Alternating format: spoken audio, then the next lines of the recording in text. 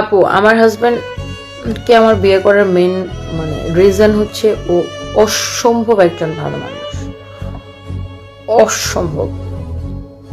আমি বলি না যে দুনিয়াতে আমি এরকম মানুষ আর কখনো পাবো না, দুনিয়াতে আমি এমন মানুষ আমি কখনো পাবো না বা পাইতে চাইও না। ওর কোনো রিপ্লেসমেন্ট নেই, পাইতে চাইও না আর পাবো না, আর ওর কোনো রিপ্লেসমেন্টও নাই। ভাই ওই দিন আমি একটা লাইভের মধ্যে বলছিলাম যে আমি মরার পরে আমার জামাইরে হাজবেন্ড হিসেবে চাই।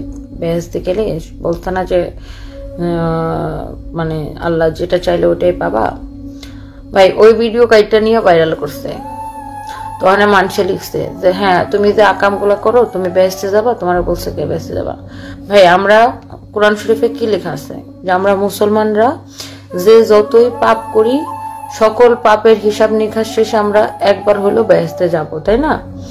সব শাস্তি, কেউ তো আর পাপ মুক্ত না। যারা কমেন্ট করছিলেন আমার ওটা কে যেন কোন পেজ কাটটা ভাইরাল করছে, ভিডিওটা দেখলাম আমার সামনে আসলে, যারা লিখছেন তুমি বেহেশতে যাবে, তুমি বেহেশতে যাবে, তখন বেহেশতে যাবা। ভাই আপনি যাবেন?